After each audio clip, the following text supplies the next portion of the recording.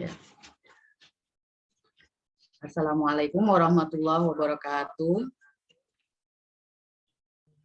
Waalaikumsalam warahmatullahi wabarakatuh. Hello, good afternoon. Assalamualaikum warahmatullahi wabarakatuh. Semangat Nadia. Ya. Hello, good afternoon, everyone. Good afternoon. Good afternoon, Ibu Puji Astuti, PhD, as our lecturer, Literacy Education. Good afternoon, dear friends, dear audience. Well, ladies and gentlemen, welcome to the program of Literacy Talk Session 4. I'm Nadia Mamun. It's a great pleasure for me to be moderator in this event today, 21st April 2020. Selamat Hari Kartini. Tadi Ibu Puji Astuti PhD sudah mengawali Kartini Day. Ya, reformis ya.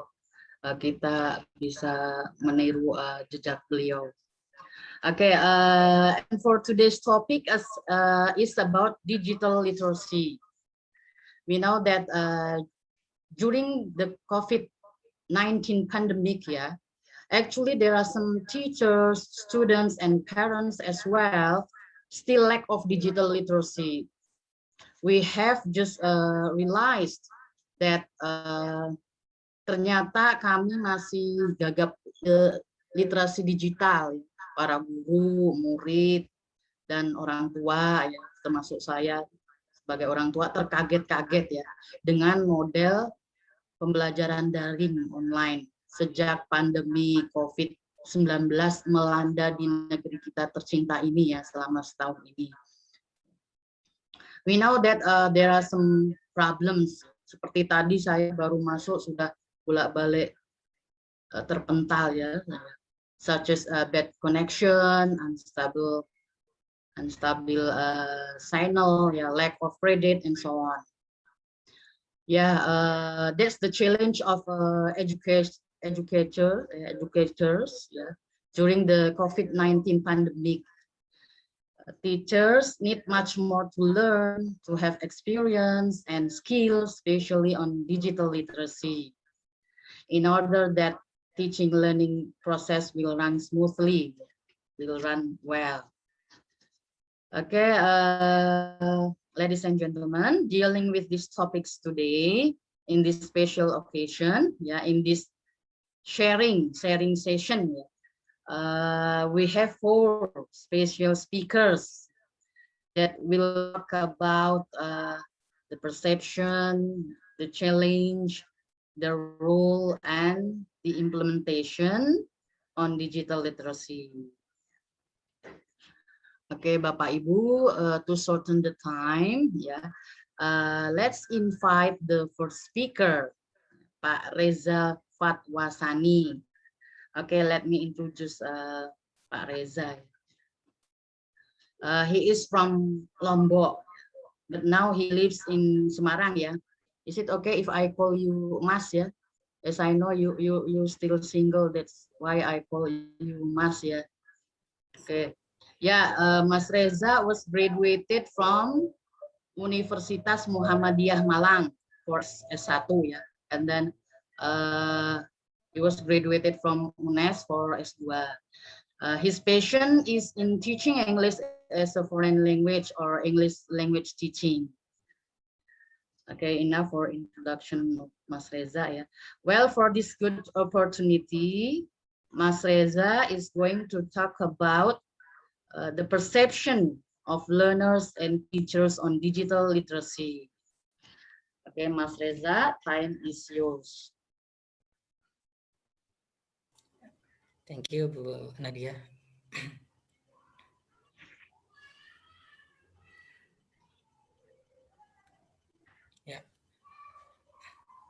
Good afternoon, everyone. Can you hear my voice? Yes, Mas Reza, clear. Clear. Okay. Good afternoon, everyone. Good afternoon, Bu Puji. Thank you for your guidance. And then friends, thank you for your coming, your love, and your support. In this special occasion, I hope we can gain a better spirit because this is 21st. The, the date is 21st, Hari Kartini ya. Semoga kita bisa mendapat ini ya, spirit literasinya ya. Yeah. Let me introduce myself. My name is Reza Fatwasani. I am a learner here because I understand that I am still new with some things kind of literacy events. In particular, digital literacy. But however, I'm happy joining this event, and I love it. I'm trying to learn more about it. Okay, my issue is about want to share about perception on ESL, digital literacy, because maybe I understand that maybe some of us, especially me, still new with such kind of new literacy or literacy event. So I think this is one of a fundamental thing that we have to know. We have to know by perceive event or the new literacy event.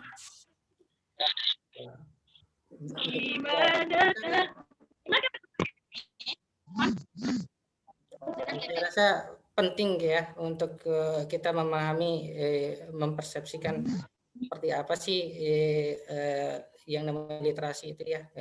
Setidaknya jika kita ingin mengambil positifnya, sisi positifnya akan membuat kita lebih penasaran dan tertarik untuk terlibat dalam literacy event. Okay. During this occasion, I would like to share such kind of some of example from article that talking about perception. Yeah. Okay. So perception on the digital literacy. Okay.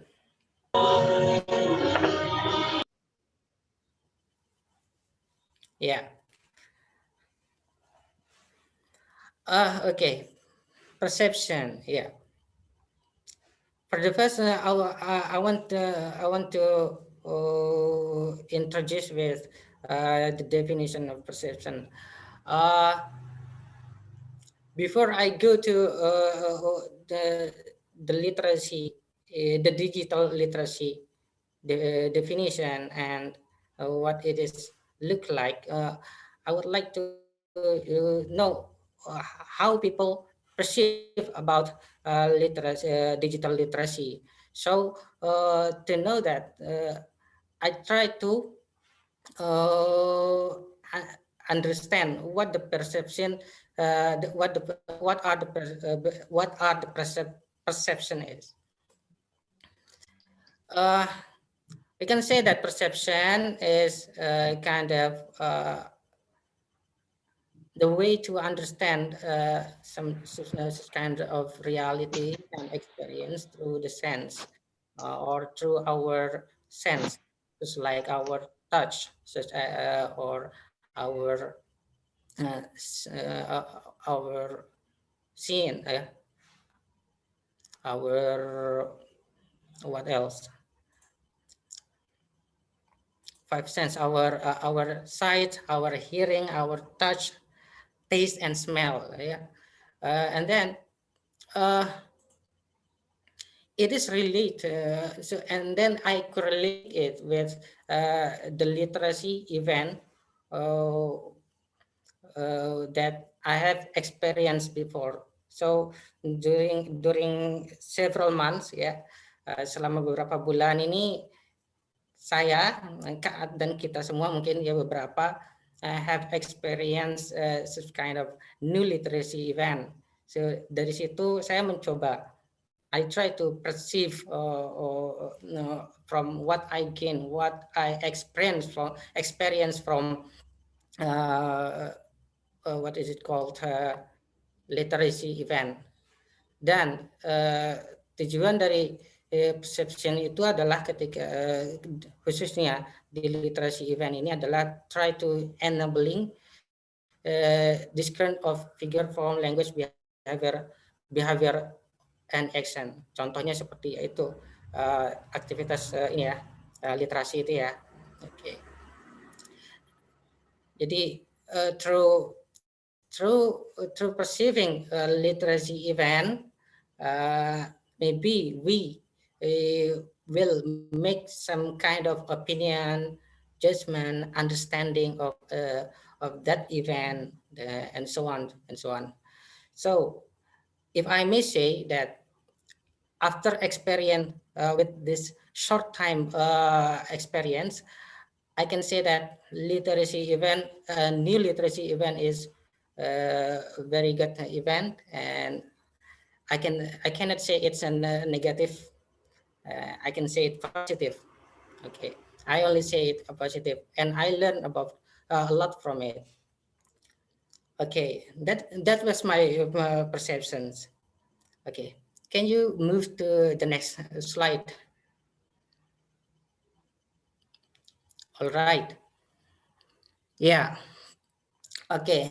As I said before, I try to learn about perception of literacies and new literacies through several article or research article, and I took some points, some research here. The first one from Rogers. Rogers here tried to, in Rogers' article, he raised an issues about informal learning and literacy. And in his research, he informed how he perceived on informal learning in relating to what is it called new literacy or digital literacy. And he says like this: perception of literacy include or exclude people from certain literacy practice. Consciously or not, a person possibly has experience and engage in literacy practices, whether it is acquired naturally, informal learning, or through some effort or study. Artinya dalam artian formal learning. And what I can get from Rogers is that actually everybody has a chance to be literature, to be literature ya, mungkin ya sebutannya ya seperti itu ya. Jadi bahkan ketika kita masih kecil kita berpeluang itu untuk mempelajari itu, karena literasi being literature itu tidak mesti ketika kita mempelajari formal, kita terlibat dalam formal learning ya, gitu, bisa di luar. Dan ruang lingkup literasi itu ternyata luas ya, ternyata luas. Bisa dari lebih luas dari formal learning, yaitu informal learning. Bisa dibilang kalau informal learning ini bisa kayak natural learning. Berhubungan dengan our daily activity, our daily communication, gitu. Okay, daily communication. Just like when we go to supermarket, maybe or we go to we play with we play with our friends and talking about something gitu, and just like that. Jadi persepsi dari menurut Rogers, persepsi itu ya berkaitan dengan apa yang ada baik di dalam diri kita maupun di luar. Next, please. Yeah. Nah, and then from Rogers' research, then he tried to give some what is called some idea about areas for future direction on literacy learning. He proposed 4 points here. Number one is relating to belief systems about literacy and the self-will. Okay. Rogers believed that Rogers perceived that a person, or we as a person who joins this kind of literacy environment should have a strong will to join to success the event, and still it is good if we have a positive view and strong need. And then and then the second is that another area is that there is much informal learning going on, even within formal literacy learning groups or classes. As I said previously, that informal learning relating to natural learning, natural activity in our daily life. So actually, we already experience what kind of literacy learning, and then it is possible that we can use it when we join formal literacy learning in class misalkan. Jadi such kind of misalkan seperti kita sudah terbiasa untuk berkomunikasi dengan cara kita sendiri ketika kita ada di kelompok kelas musik gitu kan. Nah, atau kita ketika di informal learning itu kita ternyata mengikuti komunitas tertentu, misalkan seperti komunitas puisi misalkan, atau komunitas teater. Kemudian kita bisa menerapkannya juga ketika kita berada di dalam kelas ya, atau di formal learning.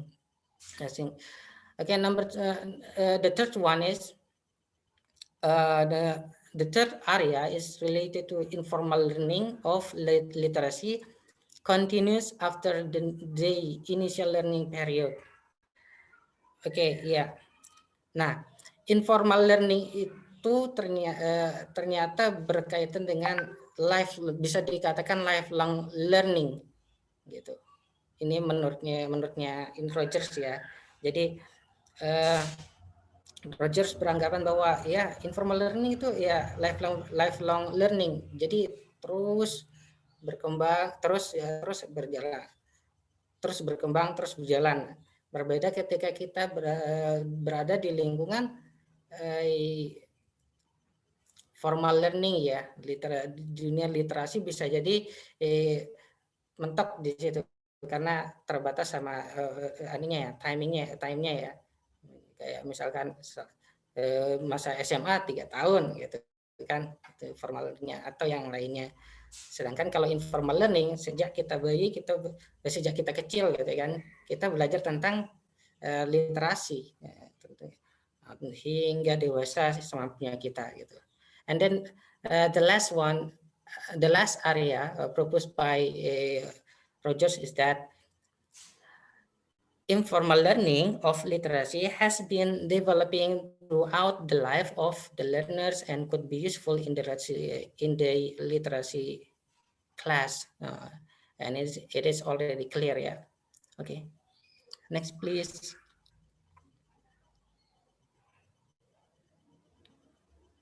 Okay, now we go to the second article proposed by Gopchandani. Gopchandani is one of a scholar from India. He raised an issue about oral and literacy. Oral and literacy in India. He says that in India, oral and the literate tradition have been increasing significantly following the fact that they have multiple culture and language. Thus, there is a greater awareness of the need to make education relevant to the tradition through standardizing the medium, curriculum, teaching and learning methods and materials. As we know that, India is one of country that with dengan banyak ini ya kekayaan alamnya ya, kekayaan budayanya ya, seperti kayak let's say Taj Mahal dengan kemegahan bangunan dan ukiran-ukiran sastranya, dan kemudian India memiliki manuskrip yang sangat menarik kayak gitu. Nah, pentingnya literasi di sini adalah bagaimana warga India itu menyadari bahwa mereka memerlukan yang namanya media untuk lebih memudahkan mereka dalam mengekspresikan ide-ide mereka, mengekspresikan budaya mereka gitu. Sehingga hingga saat ini kalau saya baca dari ini ya, dari Google gitu ya, India sudah mulai menguatkan yang nama digital literasi mereka, pembelajaran digital melalui digital literasi mereka. Ya, seperti itu. Next maybe, ya, ya, ya. Oke. Jadi dua contoh research yang sebelumnya itu menegaskan bahwa literasi itu berperan sangat besar ya untuk kemajuan budaya membaca, budaya menulis, terus budaya untuk berkomunikasi gitu ya. Dan kemudian dari semuanya, dari keduanya itu memberikan catatan bahwa sangat penting untuk meningkatkan sistem literasi ya. Dalam hal ini kita bisa katakan menuju ke era yang selanjutnya, yaitu era digital literasi atau new literasi. Now, and then in this slide, I would like to continue to the following up process of digital of literacy, which is called digital literacy. And I choose one of example taken from article from Angraini and Friends in 2019. Okay. they said that digital literacy in school practice is the ability to apply digital technology effectively to support digital teaching. Okay, I think it is clear that, yeah, I think it is clear. Okay, next.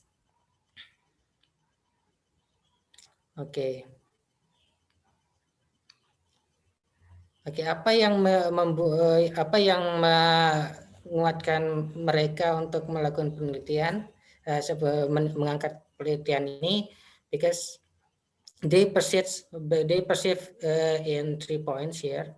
The first one, that they perceive that technology usage in growing fast, so that the English teacher should be aware of the technology changes and literate in the digital tools.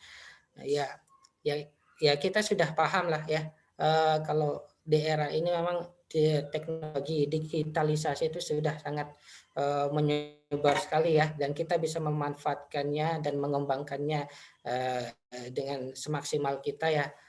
Okay.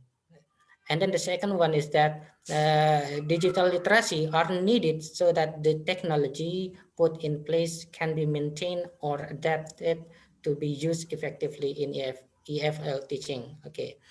And then the last is that digital literacy is essential thing for the English teachers, especially to provide the new digital tools in teaching and learning process.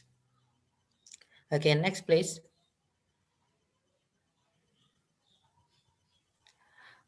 Well, now we go to the next researcher, yeah. He is William in 2012. Okay, he says that his perception is like this. He said that digital platform can result in alteration of student affective and cognitive behavior. As for teacher, negative perception might reduce their awareness of the primacy of technology in the classroom. So because of the spread of digital platform in the world during this age, William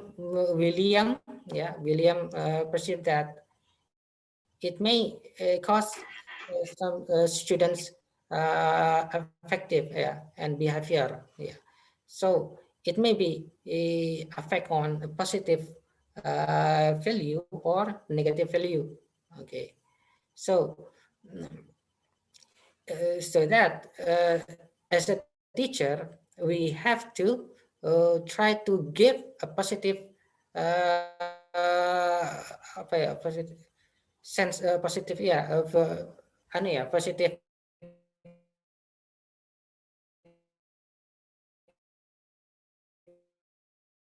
perception itu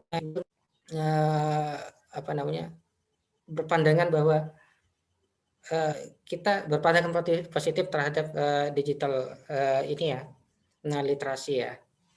Okay, next. Okay, and the next is Landscare and Noble. They say that large number of people outside of school, including large number of young people, have taken up new literacy or digital literacy and constitutes a change in the social context. Yeah, we have to we have to change our minds that not the technology change us, but it should be us change the technology, change the digitality. So kita yang menguasai dunia digital, bukan dunia digital yang menguasai kita, gitu. Yeah. And then the next is that digital literacies adapted them to their own uses, needs and interest, and created a series of cultural dynamics that are likely to influence the context of classroom literacies. Ya, jadi itulah dampaknya ya, timbal baiknya ya, gitu ya. Next.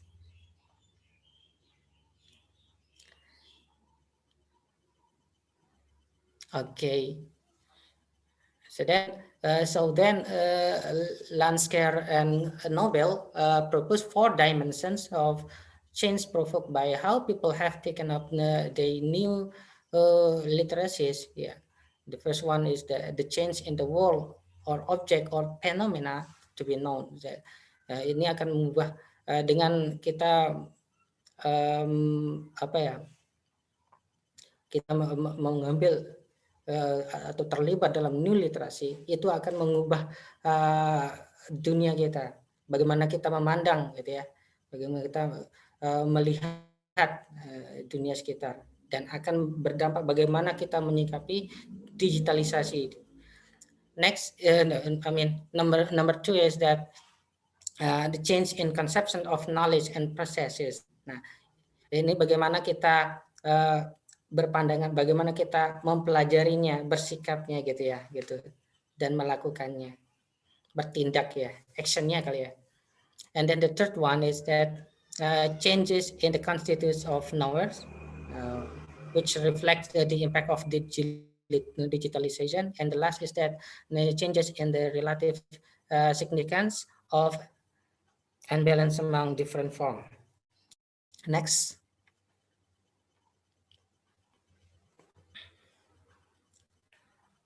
Okay, I think this is the last example of perceptions taken from Firar. Okay, in Firar nih kalau beliau itu mengangkat isu tentang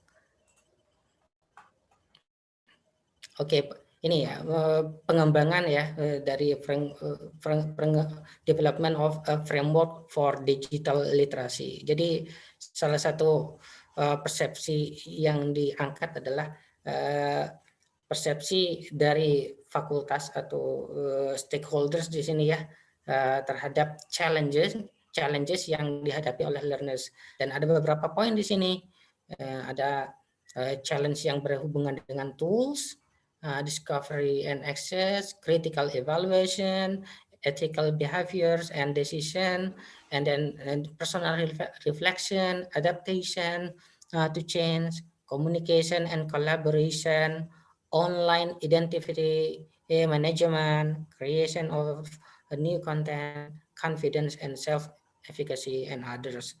And the most frequently challenge for the students, for the learners here on that faculty, yeah, that is about the problem of tools and technical skills.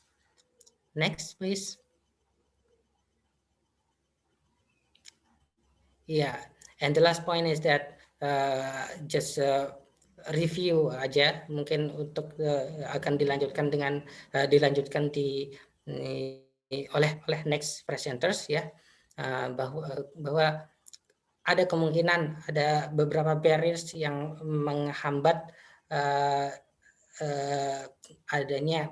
menghambat jalannya proses digital literasi. Sebagaimana jabaran berikut ini ya. Yang pertama adalah relating to age and teaching experience, misalkan seperti, dan ini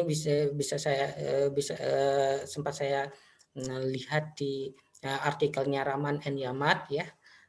And then next, concern with the ease of internet growth, and that it may has a negative impact toward digital literacy skill. Nah, jadi ini perspektifnya Rahmah ya, kalau ada kemungkinan berkembangnya negative impact pada digital literacy skills. And the last is that not all Indonesian EFL learners are able to develop their digital literacy. Okay, by Ariansah et al. Okay, and I think there is another barriers that we may face on the upcoming on the upcoming points, yeah, on the upcoming events, yeah. But at least through digital, at least di sini kita berusaha untuk mengurangi barriers itu dengan memaksimalkan fungsi dari digital literacy, kemudian keberadaan dari digital or new literacy event dan sebagainya. Okay, I think this is the end from my sharing, ya. I give it to the moderator. Thank you. Yeah, thank you very much for your great presentation, Mas Reza, talking about the perception of learners and teachers on digital literacy. Ya, it can be concluded that bagaimana guru menyikapi digital literacy, ya. And then as a teacher must give a positive perception on digital literacy. And then we change the digital literacy, not digital literacy change us. Yeah. Thank you very much, Mas Reza. Yeah, really nice presentation.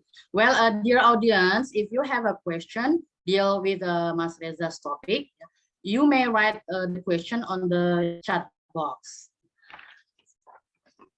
Okay, next speaker is Bu Aisyah Hafsah. Yeah. Let me stop share.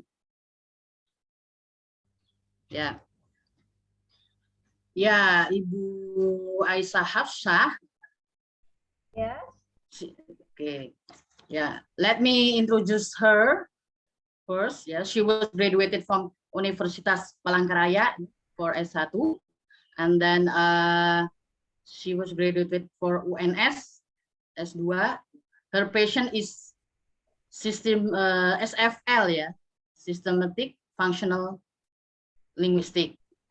Well, for this good opportunity, Bu Aisyah is going to talk about the challenges, yeah, the challenges of learners and teachers on digital literacy. Okay, time is yours, Mbak Aisyah. Okay, thank you.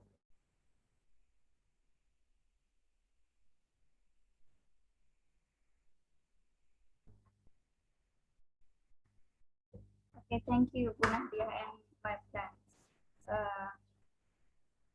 Today is literacy talks. It talks about challenge of digital literacy in pandemic era. Before that, we must know today is 1 year pandemic COVID-19. So we have many problem here. Example, the problem is time management in the class, and then learning facilities, online resource, and then transition from face-to-face to online class, and then internet access, and the learning style is the most important is in learning access here.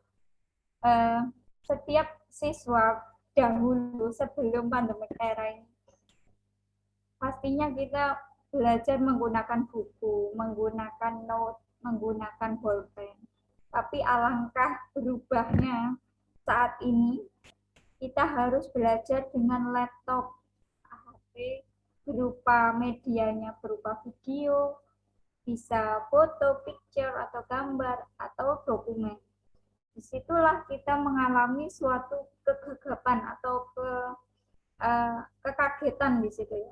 Sehingga yang terpenting adalah the first one most important is student and teacher readiness. Bagaimana kesiapan siswa dan guru ini menerima masalah-masalah tersebut dan apa tantangan yang akan dihadapi siswa dan guru setelah ini. Okay. Here is the time work in the online learning opportunity and the challenge. That we know the three measures of the findings are the identified issues related to the online learners, and then instructors and content development. So this is why the management system is different. Move to learning management system or LMS. We know that. The next one is it's about the learners challenge in digital literacy in pandemic. Jadi apa yang tantangan siswa? Tantangan bagi siswa pada digital literasi ini di pandemic era. Yang pertama adalah ekspektasi. Ekspektasi mereka, ekspektasi pembelajar ini, mereka may have incomplete expectations such as expecting instant feedback on their learning, comment, and assessment. Jadi mereka mengharapkan sesuatu yang lebih, yaitu berupa timbal balik atas tugasnya. Misalnya si siswa sudah mengumpulkan tugas, lantas butuh timbal balik, gimana sih sebenarnya tugasku itu tadi benar apa enggak, apa yang salah, oh nanti kemudian di kemudian hari aku akan memperbaikinya, seperti itu. Incorporate expectation by clearly communicating their goals, rules, and policies. Jadi komunikasi yang jelas, yang berupa feedback yang jelas, itu akan memberikan suatu ekspektasi yang luar biasa bagi siswa. Kemudian yang kedua is the readiness. Not all learners can successfully participate in the online class, in the online course here.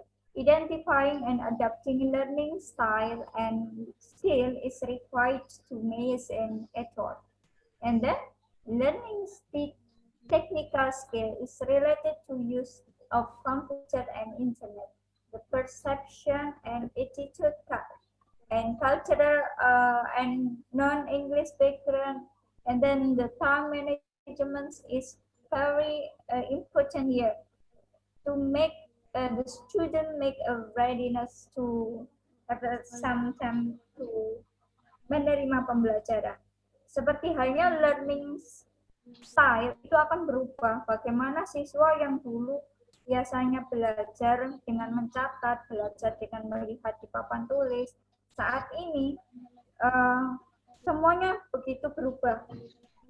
Sehingga kita semestinya sebagai seorang pengajar, kita harusnya memberikan beberapa pilihan terhadap siswa, misalnya gaya belajarnya merupakan seorang audiovisual yang hanya mendengar atau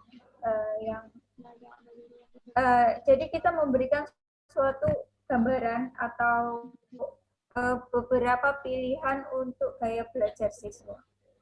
Dan cultural difference, ternyata cultural difference antara English culture and non-English culture backgrounds here, itu memberikan dampak yang signifikan. Bagaimana siswa akan mencerna perkataan tersebut, dan kita tidak tahu apa pronunciation-nya gimana dan lain sebagainya. Sedangkan yang dibutuhkan hanya verbal, yang dibutuhkan hanya verbal saja. Non-verbal kayak seminar gitu loh, Mbak. Okay. And then time management. Time management is important here to make class is very colorful. And then kapan waktu siswa diberikan kesempatan untuk berbicara sehingga tidak menimbulkan suatu silence mode. Oke, yang ketiga identity. In identity, it's my feel to learners is my feel isolated and disconnected. Oh, jadi kita itu sebagai seorang siswa kita juga kemungkinan merasakan terisolasi dan tidak terkoneksi dengan teman-teman yang lain. Mengapa demikian? Learners and community within which they interact socially to concrete their identity. Jadi mereka berkomunikasi dengan komunitasnya itu kurang berinteraksi sosial sehingga beranggapan bahwa identitas dia bukan bagian dari community itu. Oke, yang keempat, participant is the online listening or observing is a complex phenomenon and the substantial component of the learner's participant in the online discussion. For the participant here found that the learners spend 3/4 of their times to time listening or observing in online discussion. Jadi sebanyak apapun kita memberikan materi dari awal sampai akhir itu yang diterima hanya 3/4. Yang sepertiga kemana? Yang 1/4 kemana? Dia di awang-awang lagi berpikir. Ya. Okay, next.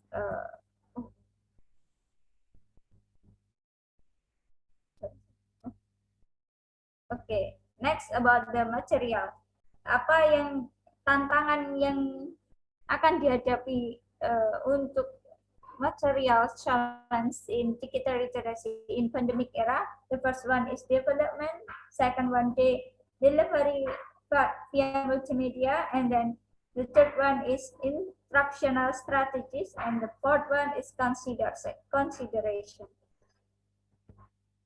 Here, in development, instructor face the issue of lack empowerment. The content cannot simply to be copies from the face-to-face to online setting. Terkadang guru-guru yang ada di sekolah-sekolah itu mengcopy RPP-nya dari offline activity itu kepada ke online activity dengan menambahkan beberapa kategori, di antaranya teknologi. But the underlying is to take the content pedagogy and the technology economy, the design online course. Jadi tidak hanya sekedar mengubah, tapi kita harus melihat kontennya apakah itu akan diterima ketika dijelaskan secara online. Yang kedua adalah delivery via multimedia. Example of multimedia is game, video, and simulation. It's about the multimedia can give another incorporating media.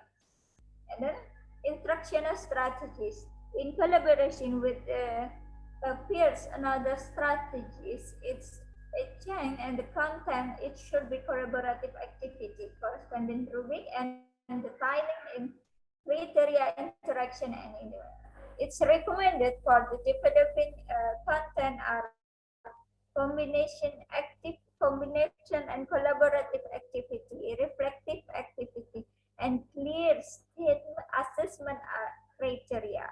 And the consideration is necessary for the improvement student understanding along with additional time for the student to complete online collaborative learning activity. And then the student learning outcome, objective and assessment must be aligned. And then, jadi dalam consideration itu tugas, penilaian, dan umpan balik yang diberikan siswa itu mestinya harus jelas dan harus kolaboratif, tidak itu saja. Ya, kemudian yang dihadapi siswa, yang dihadapi guru, challenge yang dihadapi guru, teachers challenge in digital literacy in pandemic era. The first one is a challenge rule. Jadi changing room. Jadi kita merubah role-nya.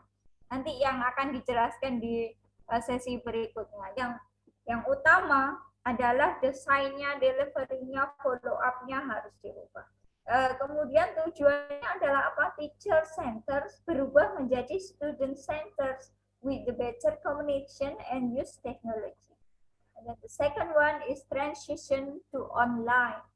In transition to online, we know that the challenge is, Mas Reza cites, is about the communication barriers. It's about the cues student is from the student verbal or non-verbal interaction. Okay, and then the next one is the time management. In the time management years is defined on their time as the more time to prepare, plan, and teach here. But the impact of the time on the class is development, design, and facilitations, and different faculty interests. Adjusting such as expectation is required to success teaching the online course. And the third one is teaching style. Jadi kalau gaya belajarnya ada berubah, pasti gaya mengajarnya berubah. Kita harus merubah gaya mengajar karena kita tidak bisa menjadikan suatu kriteria yang ada sebelumnya di offline activity menjadi online activity.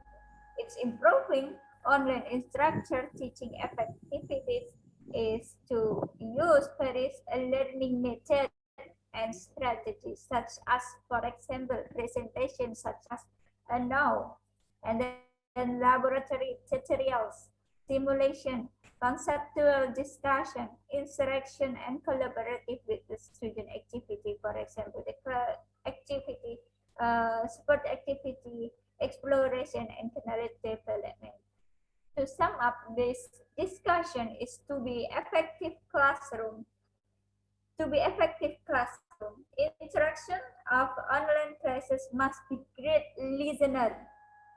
Jadi kita harus baik menjadi seorang yang baik, pendengar yang baik.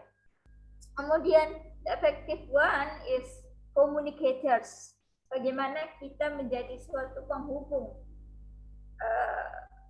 ilmu itu tadi. Extra effort to create community and engage the student.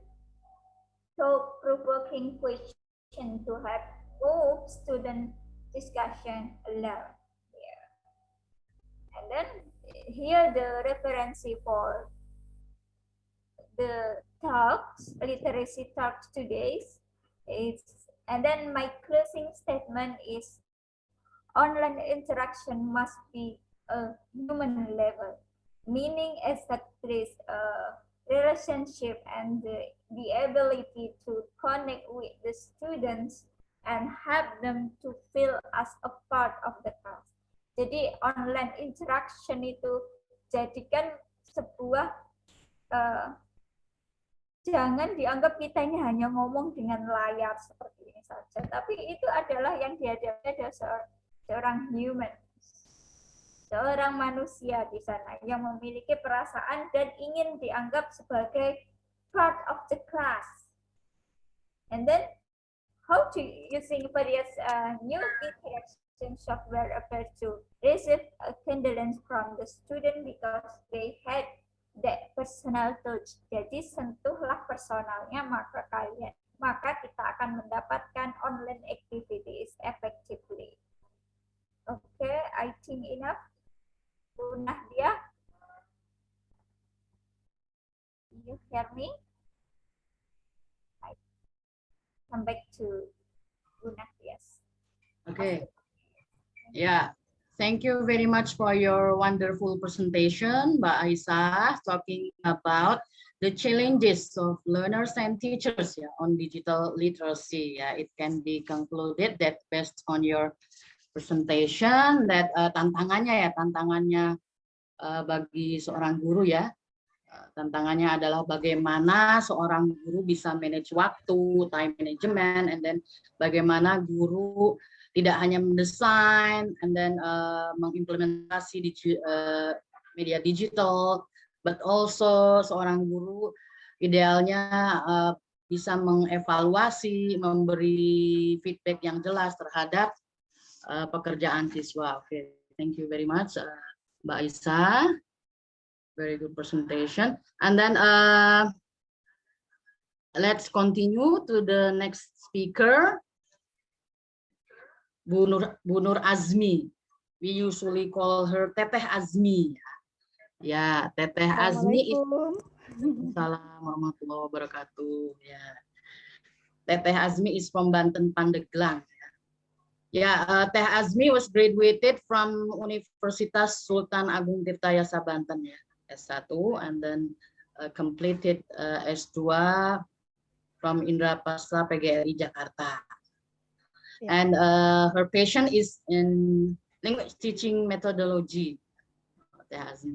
Okay, well, for this good opportunity, Teh Azmi is going to talk about the rules, the rules of digital literacy in classroom setting. Okay, time is yours, Bu Azmi.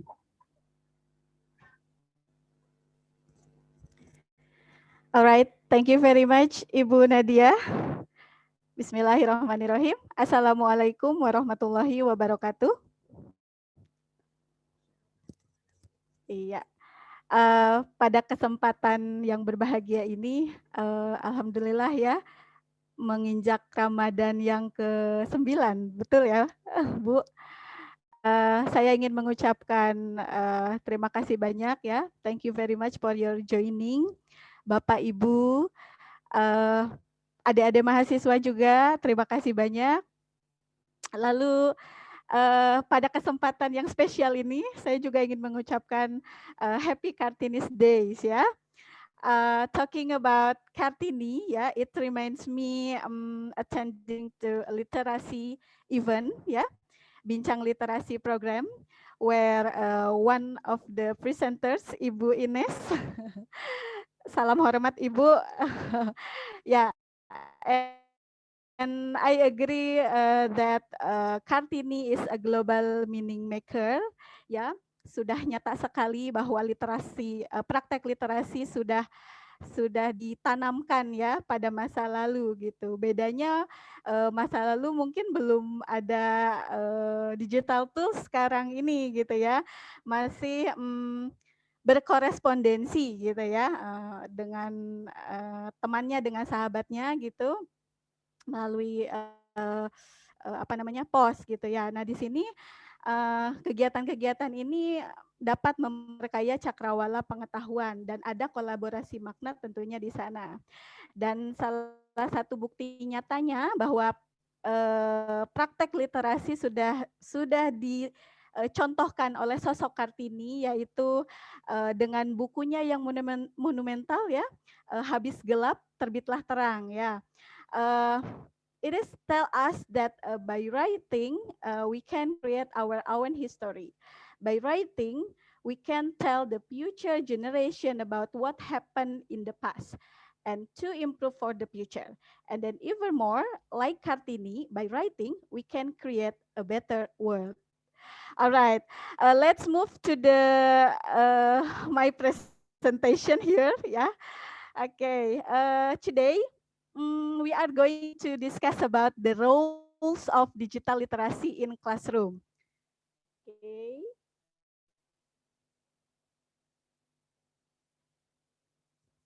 Yeah. As we know that COVID-19 has become a pandemic in Indonesia ya. Tadi sebenarnya sudah dijelaskan oleh presenter sebelumnya ya. Pandemik ini, COVID-19 ini begitu menampar wajah dunia gitu ya. Kecil tetapi begitu berpengaruh sekali. Hingga sektor pendidikan pun turut ya merasakan dampaknya gitu ya. The Indonesian government policy which was implemented in a short time was lockdown or regional ya, it spread. And then the impact of policy implementation is felt in today's society. Yeah, especially in education sector ya. Students should stay at home and do online using electronic media. Yeah. And then here, digital literacy during pandemic has become a necessity for all Indonesian. Kita dengan adanya pandemik ini ya, digital literasi itu sangat dibutuhkan oleh bangsa Indonesia ya, terutama di dunia pendidikan ya. However, the process adapting to online learning is also very difficult for some communities ya. Yeah, gradually educator and student can adjust to this new habit and can feel the benefits of easy of using these digital tools gitu ya. Jadi memang kalau ada beberapa komunitas yang memang sudah terbiasa gitu kan menggunakan media, menggunakan digital tools gitu ya.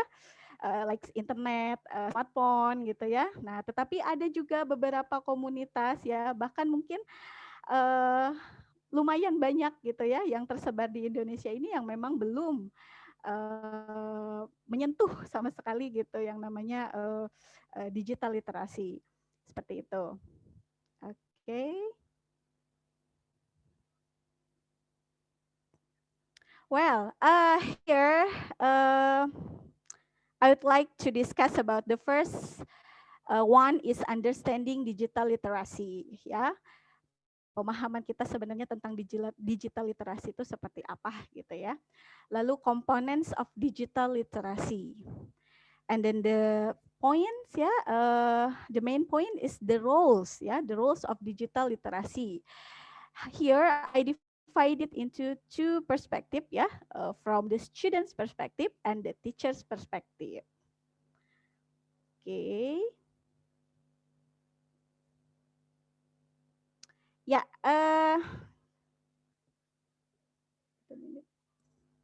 alright. Digital literacy ya.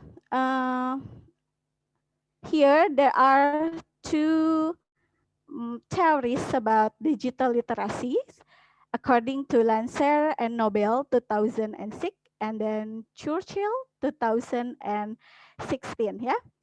According to Lancer and Nobel, digital literacy is the ability to use technology as a tool to research, organize, evaluate, and communicate information, and the position of a fundamental understanding of the ethical or legal issue surrounding the access and use of information. And then the next definition, yeah, digital literacy refers to a set of skills that enable an individual to use technologies to work with information.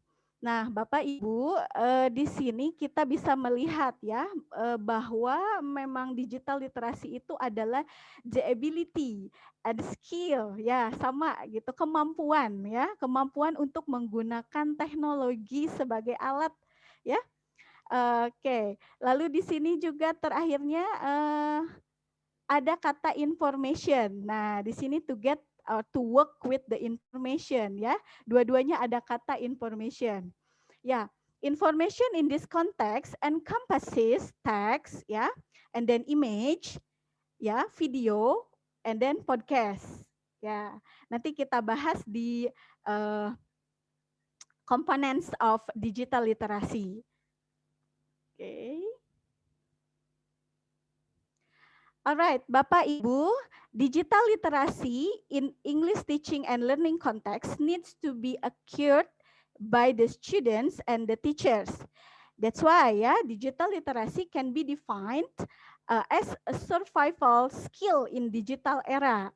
Nah, so to support digital literacy, the student and teacher should have a digital competencies. Jadi Bapak Ibu, dengan adanya pandemik ini, dengan memang kita berada di era digital ya, lalu kita juga memang sudah berada di revolusi industri 4.0 ya, tidak hanya digital tools-nya, tetapi kita juga harus mampu mengoperasikannya. Nah, di sini related to the digital competencies gitu ya.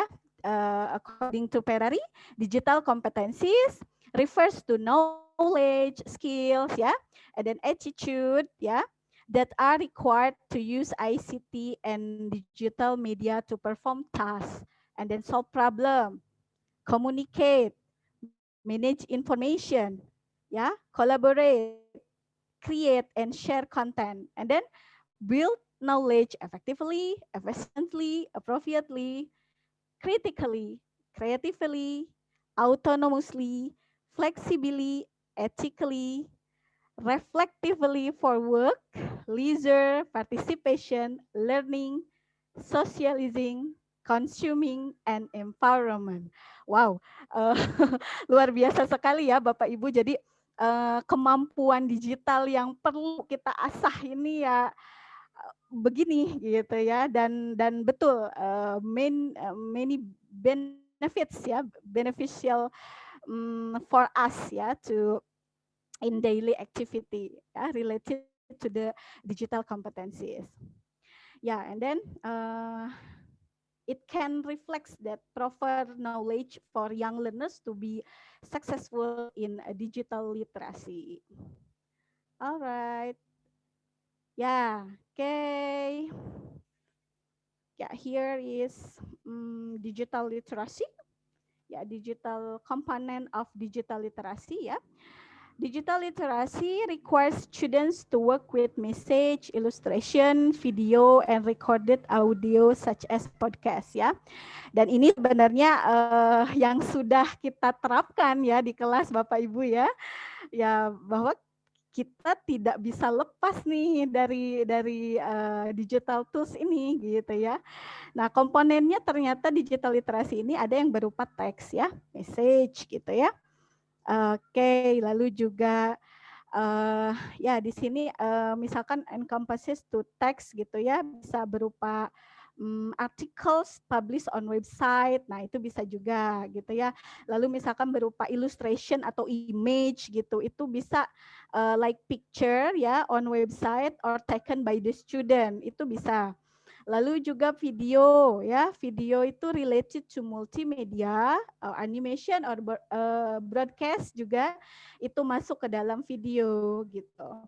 And then podcast ya, it's recorded narration published online gitu. Ini biasanya digunakan ketika kita belajar apa ya, kalau di perguruan tinggi mata kuliah listening gitu ya. Nah itu bisa menggunakan podcast as a digital literacy ya to improve the student listening skill. Okay, here according to MIPSUD, digital literacy consists of several components which including assembling digital literacy tools, transforming print-based literacy, balancing use of cut and paste ya, and copy or delete procedure, and promoting the inclusion of visual. Alright, Bapak Ibu, kita masuk ke dalam poin-poinnya ya, yaitu the roles of digital literacy focuses on the student's view ya. I divided into 5 ya. The first one is writing skill, and then reading, speaking, and then learners collaborative work ya. Oke, di sini the first role is learners English skills improvement in writing ya. Bahwa digital literasi ini bisa meningkatkan gitu kemampuan menulis siswa gitu ya. Help the students to improve their digital writing literacy gitu. Banyak sekali apa ya sekarang media-media sosial gitu ya yang bisa dipergunakan juga gitu sebagai wadah untuk to improve ya the students creative writing gitu ya.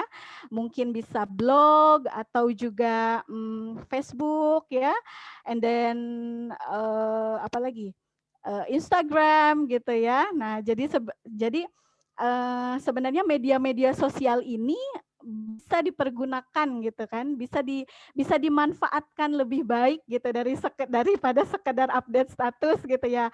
You have to brief to write what is it? Ya, your writing competence gitu ya. Nah, ini khusus nih buat adik-adik mahasiswa ya. Ya, bahwa media sosial itu bukan hanya sekedar untuk kita update status gitu, tetapi itu juga bisa untuk maksudnya to improve your writing skill gitu ya. Kalian yang senang puisi boleh menulis puisi ya di blog. Kalian yang senangnya misalkan bikin apa cerpen atau short story, you may ya. Oke. in media sosial. Jadi kita harus bisa bijak dalam mempergunakan media sosial ya, atau salah satu daripada digital tools gitu. Alright, and then the next is reading. Yeah, learners English skills improvement. Yeah, the students reported that they encounter more valuable information and knowledge through reading. Gitu. Biasanya kan kita buku ya, gitu kan. Nah, ternyata the roles of digital literacy ini malah memberikan kesempatan gitu ya bagi para siswa untuk bisa membuka ya cakrawala pengetahuan mereka seluas-luasnya gitu ya. For example, the use of application Google gitu ya. Di Google ini masuknya ke dalam search engine gitu kan. Nah, kalian bisa memanfaatkan itu, mencari materi, mencari informasi sebaik-baiknya ya, sebanyak-banyaknya di sana gitu. Alright, and then for the listening ya, di sini sebenarnya writing and reading biasanya literasi itu ya, tetapi for the new literasi kita 4 skill masuk gitu kan, writing, reading, listening, speaking gitu ya. So not only read and write ya, so you have to improve your quality of the communication gitu ya. Nah di sini listening skills was developed when the students utilize both offline and online ya, using komputer, Android, and internet application. Di sini banyak sekali sebenarnya podcast ya. Jika adik-adik mahasiswa sering membuka Play Store, nah di situ banyak sekali sebenarnya podcast. Bukan hanya podcast musik ya, tetapi podcast untuk untuk listening gitu ya. Oke. Lalu juga di sini speaking. Nah, speaking help the student comprehend every message, text, or information they encountered via digital tools ya. Biasanya gurunya atau dosennya gitu ya, ask to the students to see the video on YouTube misalkan gitu kan, and then after that the teacher ask the students to retell gitu ya, what have they watch gitu on YouTube gitu. Nah itu kemampuan speakingnya itu terasah gitu kan. Nah itulah peranan digital itu bermain di sana begitu. And then the last is learner collaborative work ya. Di sini digital literacy increase the students collaboration in learning English in the classroom or outside ya. Saya akan memberikan contohnya itu masih di medsos ya. Contohnya misalkan bahwa siswa itu ya memang harus memiliki komunitas literasi gitu agar kemampuan literasinya itu bertambah seperti itu ya. Di dalam komunitas literasi itu ada kolaboratif ya, ada kerjasama yang baik guna meningkatkan kemampuannya. Sekarang sudah banyak sekali sebenarnya ya online ya di pandemik ini atau ya at least di digital era ini online community literacies gitu ya. For example in Instagram ya banyak sekali akun-akun ya mengenai komunitas literasi ya, komunitas literasi. Contoh misalkan Indonesia berani menulis. Nah, di sana itu kumpulan orang-orang yang suka menulis gitu, menulis puisi, menulis short story gitu ya, dan hasil karya mereka itu dibukukan seperti itu dan dipublikasikan gitu ya, di share gitu sehingga orang dipromosikan gitu ya, sehingga orang mengetahui bahwa si A sudah berkarya gitu kan, menciptakan sebuah bukunya, contoh-contoh mengenai learners collaborative work gitu ya. Kalau misalkan di sekolah-sekolah misalkan kalau sekarang udah masih ada ya mungkin sanggar bahasa gitu ya. Oke, dan ya maksudnya komunitas-komunitas yang bisa menampung kreativitas student gitu ya, kreativitas siswa ataupun mahasiswa gitu dalam meningkatkan kemampuan literasi mereka. Ya, it's can form the literasi gitu ya, literasi habitus ya, habitus literasi, sorry. Alright, next, yeah, and then last one is the roles of digital literacy. Especially in EFL teachers view, yeah. I divide it into 3 here. The first one is authentic materials for the students, yeah, for the learners, and then teacher learners digital technology use, and then teacher learners collaborative work, yeah. Well, the first one is authentic materials for the learners. Digital literacy was deemed to develop learners' preference and ability to utilize authentic materials to their English learning. Ya, jadi kalau zaman dulu kan kita kesusahan sekali ya untuk membuat apa ya maksudnya untuk mengcompile materi gitu ya harus apa namanya cari-cari ke perpustakaan dan sebagainya gitu. Tetapi apa ya digital literasi ini ya mempermudah kita to get the authentic materials gitu for the learners gitu ya. Kita bisa memberikan sesuatu yang spesial gitu ke siswa kita gitu dengan membuat bahan ajar, membuat authentic material yang begitu menarik gitu kan, sehingga mahasiswa maupun siswa kita termotivasi untuk belajar dengan kita gitu ya. Ya, it's really interesting ya. Okay, and then teacher learners digital technology use ya. Digital literacy was utilized for learning English both inside and outside in the classroom. Ya, of course ya, teknologi bisa dipakai dimanapun ya, ketika ya kita belajar gitu kan. Oke, bisa di dalam kelas maupun di luar kelas ya. Di pandemik era ini ya, di digital era ini juga ya sebenarnya tidak perlu, maksudnya karena pandemik ini kan tidak ada kelas gitu ya. Jadi siswa diharuskan stay di rumah dan tetap gitu mereka pun harus belajar. Nah, disinilah peran daripada teknologi ya, teknologi, dan itu akan bermanfaat sekali untuk guru dan juga untuk siswa gitu. Lalu juga di sini bahwa the rules of digital literacy, teacher learners collaborative work gitu ya. Digital literacy help the students to develop the communication ability in English.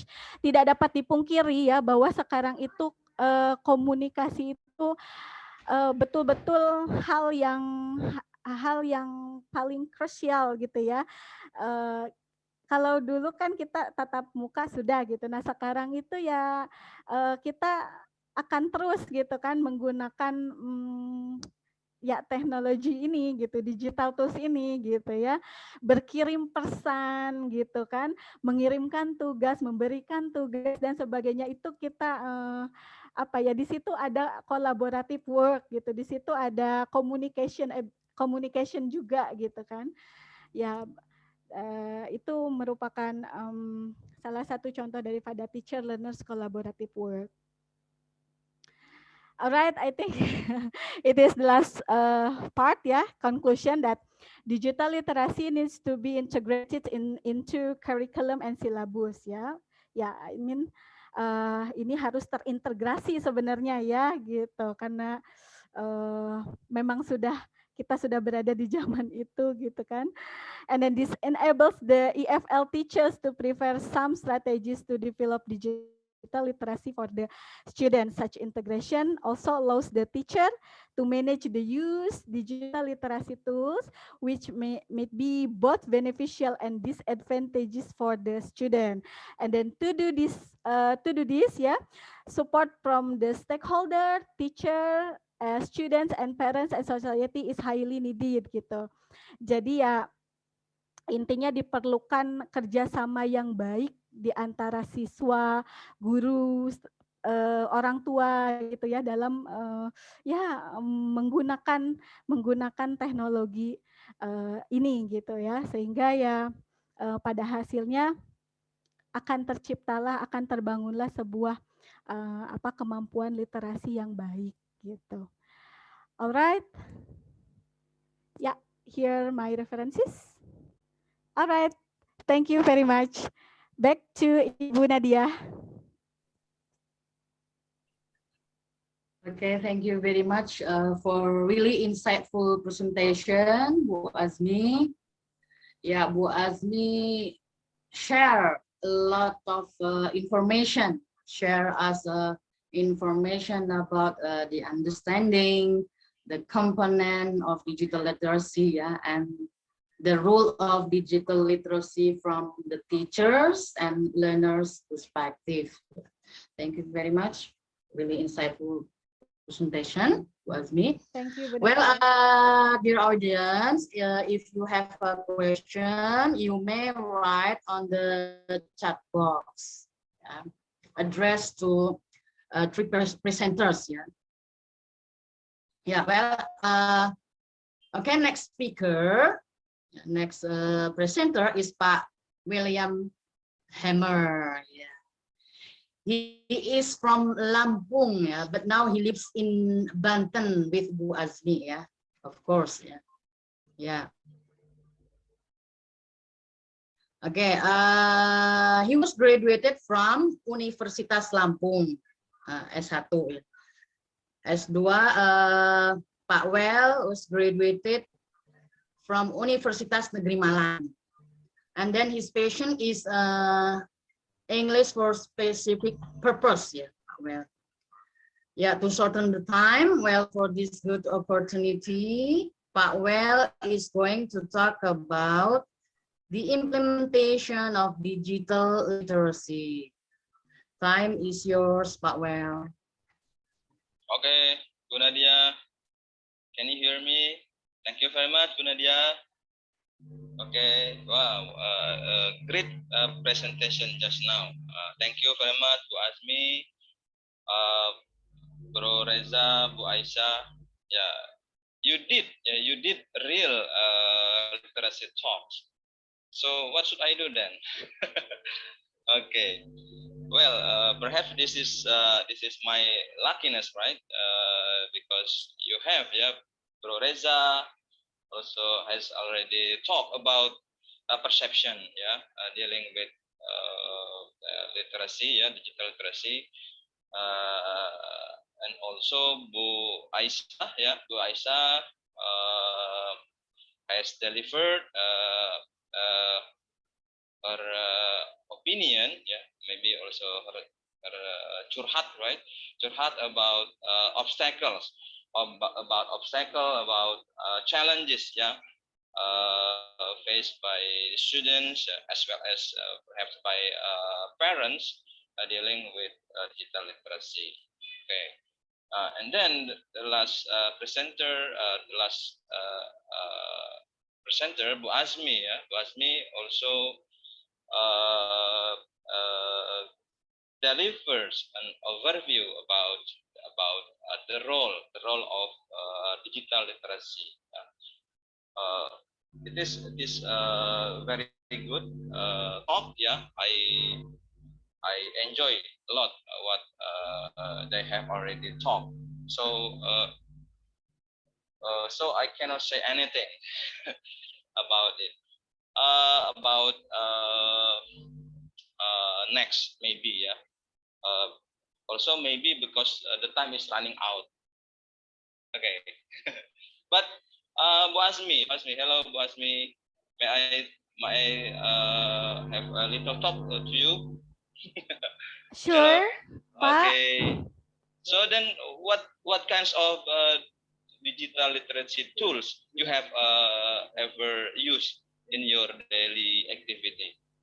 Oh, all right. Many digital tools, Pak. Yeah, especially today we use in the university we use platform LMS ya, Pak ya. And then for the social media I use what is it? Instagram, WhatsApp, yeah,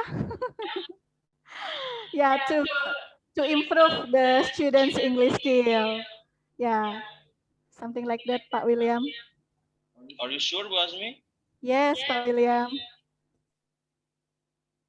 Do you think that you usually use Shopee, for example, Lazada, and Tokopedia, right? Yes, yeah. Yeah. Of course, ya. It is one of the example, Pak. Betul, Pak. Saya Digital literasi tools juga itu ya. betul, betul. Dan itu sebenarnya sangat bermanfaat sekali, Pak. Gitu di era paling pandemik ini. buat beli buku gitu ya, bagus itu ya. Betul, betul. Pernah, Pak. Jangan belanja. Kalau belanja mah aku menangis gitu ya. Alright. Thank you, Pak William. Yeah, okay. Thank you very much, Bu Azmi, and all of my friends here. First of all, let me greet our lecturer here.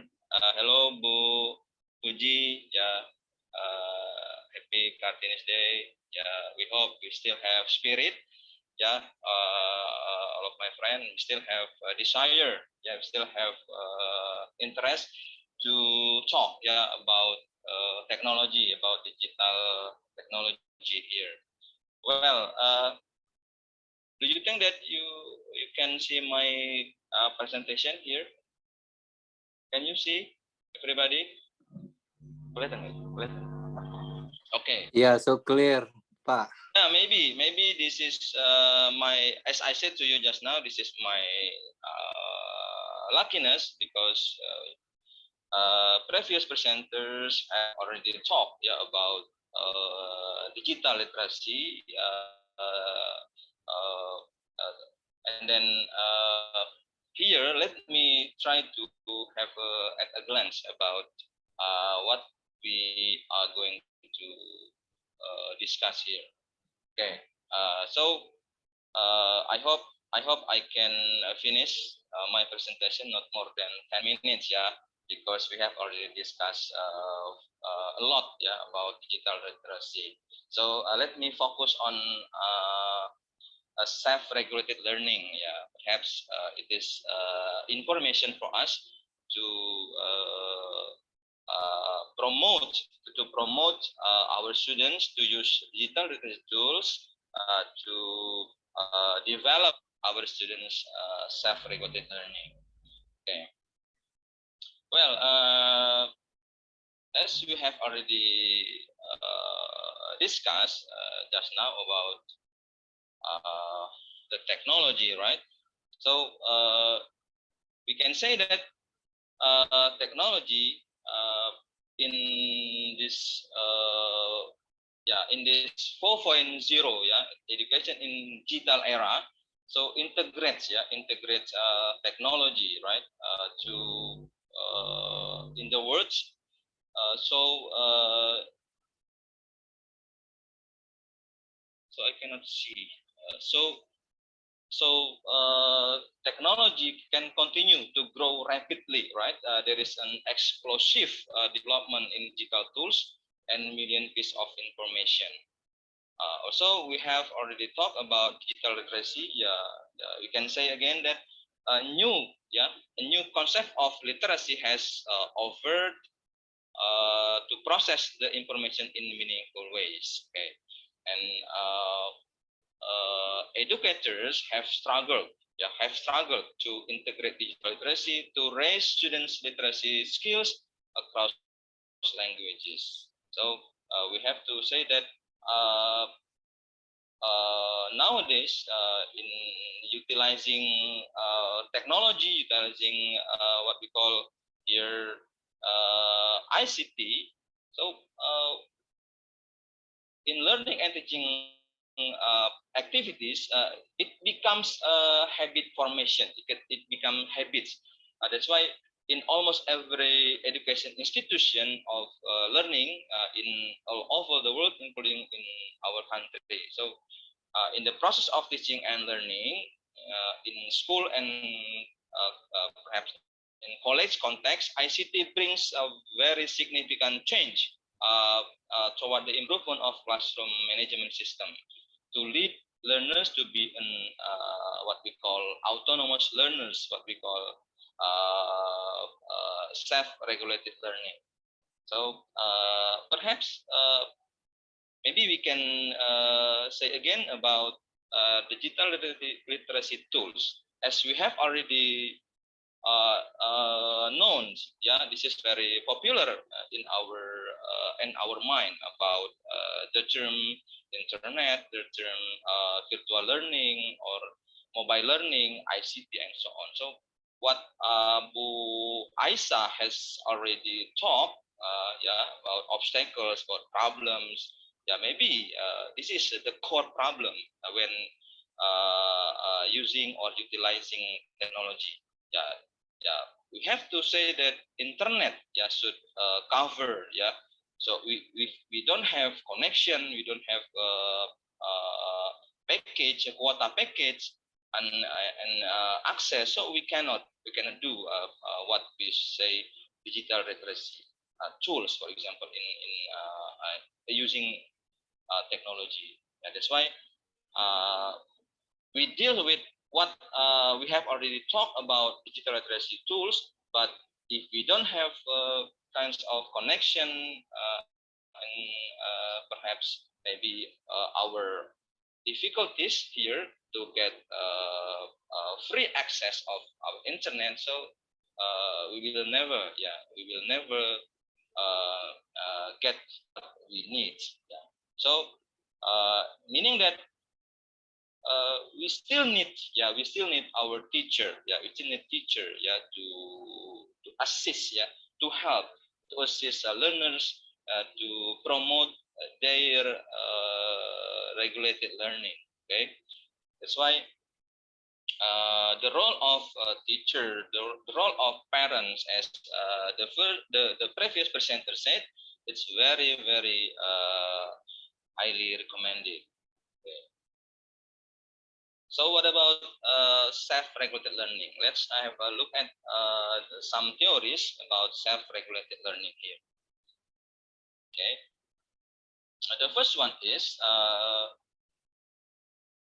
self-regulated learning is a kind of a mechanism, mechanism that involves observing, defining goals, evaluating of thought, making decision, preparing, and carrying out the plans, evaluating, and controlling feelings. Self-regulated learning also kinds of belief, belief, or what we call self-esteem, self-efficacy, about one's capability to engage in appropriate action, thought, feeling, and behavior in order to pursue valuable academic goals. Okay. And then the next is SRR, or self-regulated learning, also a kind of awareness, awareness of qualities of knowledge, belief, motivation, and cognitive processing. So when the students have self-regulated learning, so they have their own self-efficacy or self-esteem, or self-awareness about the importance of learning, when they have self-regulated learning. The next one is self-regulated learning, also a kind of process of activating, constructing, and controlling one's internal aspects. Okay, that's some definition about self-regulated learning. Okay, let me try to give you such kinds of information, some kinds of research finding related to the utilization of self-regulated learning. The first one is I can say that digital reader response task in a Moodle. Moodle is a kind of digital literacy tools. Based reading class enable learners to plan, execute, and evaluate their own learning. Okay, and then also here next another finding, we can say that writing ability of the EFL students taught by using blended learning. Yeah, we have certain kinds of blended learning. Perhaps the most popular one is SPADA, for example, online learning system. Online learning system created by Kemenristek, Kemendikbud or Kemenristek Dikti, right? And then we use Google Classroom or Zoom and so on, was better than that of the other group. Okay. Besides, the high autonomous EFL students outperformed the low autonomous EFL student in their writing ability. This is from Sujana. Yeah. And then there is correlation. Yeah, there is correlation between learners' autonomy or learners' self-regulated learning using massive open online. Ya. Ini lagi ngetrend ya. This is kinds of mobile learning also. Massive open online course ya, and academic achievement. So there is a correlation, there is relationship between students' regulated learning with utilizing massive open online course. And then another, there are many. Yeah, when you search in internet, you can find out many research finding dealing with utilizing digital literacy tools, yeah, to improve the quality of student self-regulated learning. Yeah. Okay. Here also Schoology, yeah, Schoology mobile learning platform. Many kinds of mobile learning kinds of real classroom, yeah, virtual classroom used by the teacher as well as the students to integrate their learning process, yeah, virtually, yeah.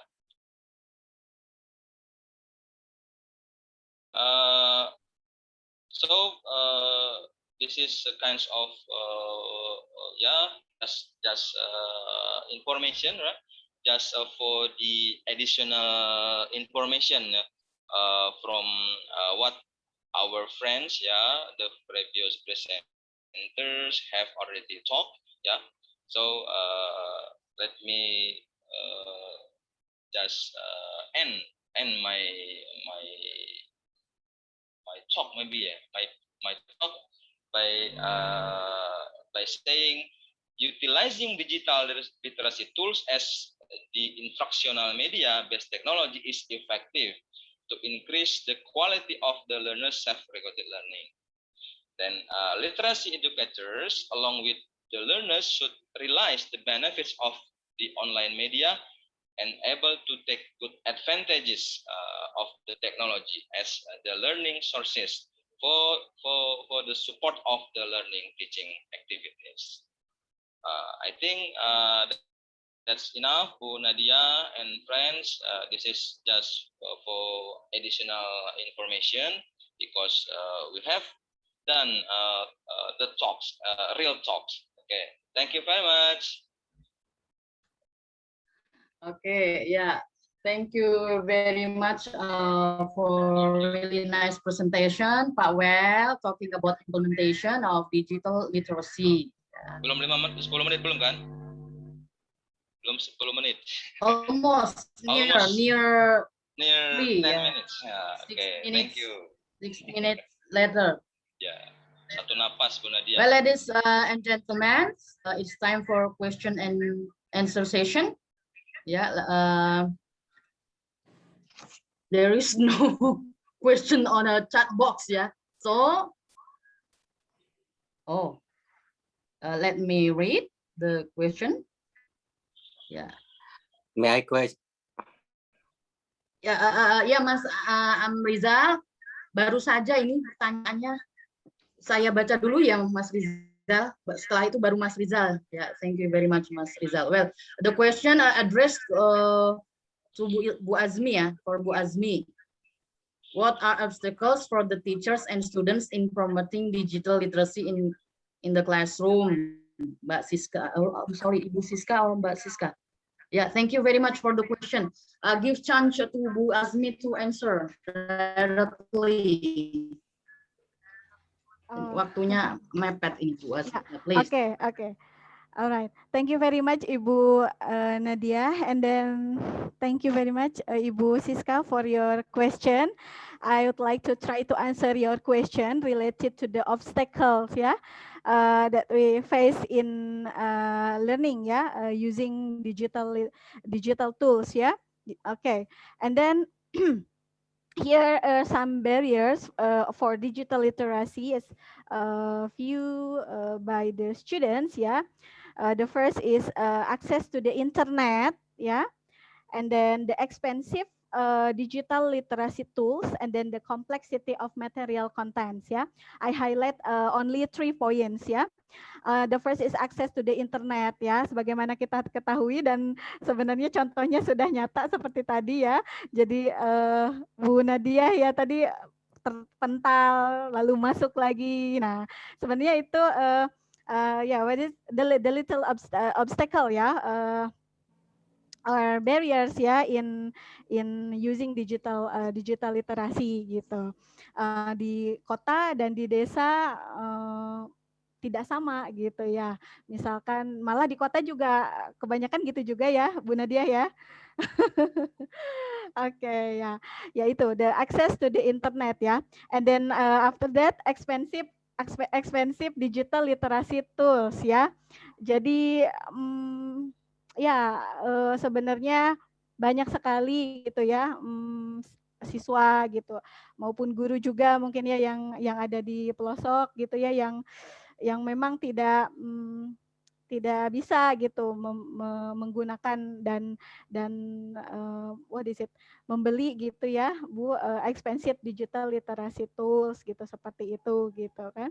Lalu juga tentang complexity of material contents, di sini juga mungkin gurunya memberikan materi yang yang mahasiswa atau siswa tidak belum bisa mencernanya secara baik gitu, seperti itu ya. Okay, that's all my point, Bu Nadia. Yeah, thank you very Bu much, Siska. Azmi, for explanation. Hopefully you satisfied, Siska, Okay, next, Mas Amrizal, could you please directly to ask question addressed to which presenter, Mas Izal, please. Okay, thank you so much for Mbak Nadia for chance. And my question is for Pak William, Pak William talk about self-regulated learning. My question is, what the factor affecting the success of improving student self-regulated learning? Do you get it?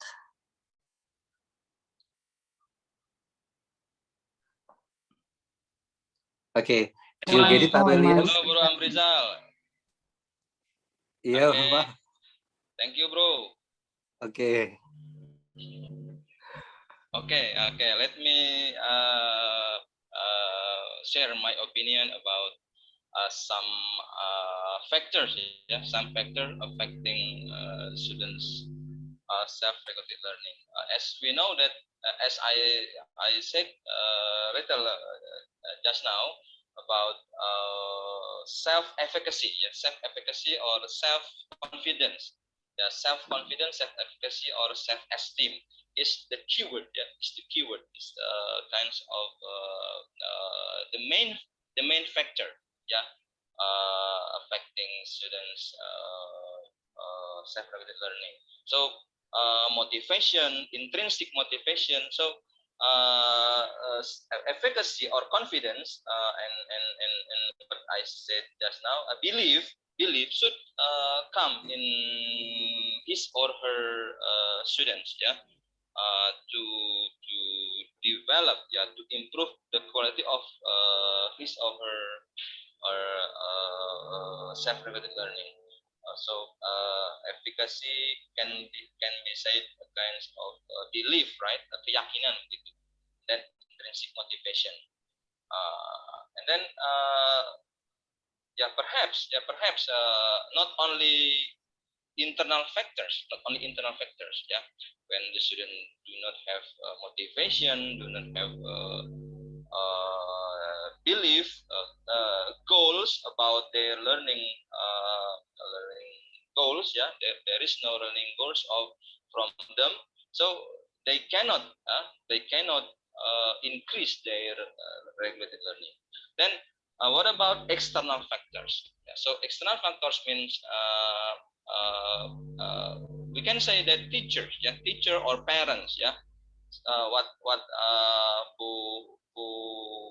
Puji has already talked over and over again about meaning maker. So how can we make the students to be meaning maker if we as a teacher, as a parent, cannot lead, cannot promote, cannot assist our students, our children to be self-regulated learning. That's why the role, as Bu Azmi said, the role of parents, the role of teacher to be is a very necessary, to be considered in improving the quality of students self-regulated learning. Itu Bro Amrizal. Okay, so there are two factors that affected internal and external. Anything. Okay, thank you so much, Pak William. So clear. Okay, Bro. Okay.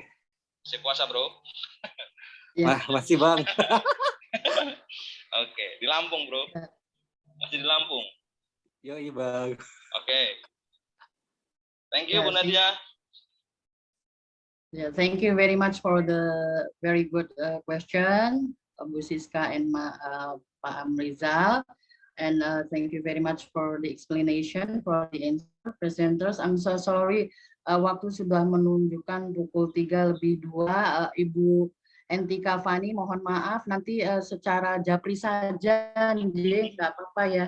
Bu Entika Fani, I really appreciate. Thank you very much, Bu Fani. Dan siapa lagi? Oh, Bu Mega, mohon maaf, nanti japri langsung ke presenternya ya. I'm truly sorry. We end for a question and answer session. Hello, I give chance to speakers. How about the speakers? Ya, the time is running out. Mau buat buka puasa. Hari Karto ini ya Pak ya. Giving special edition for emak-emak. Ya, to make special meals. Special. Ya, mohon maaf Bu Mega. Well, dear audience, let's give applause for all speakers virtually ya, virtually. Give applause-nya aja virtually ya. Oke. Mungkin dengan memberikan reaction. Ya, thank you very much. Thank you very much, dear speakers. Thank you very much, dear audience, my beloved friends, for your endless support and pray. Kemudian khususon dosen kami, Ibu Puji Astuti, PhD. Thank you very much for always guidance us and always support us. Alhamdulillah, we really hope it's beneficial for us.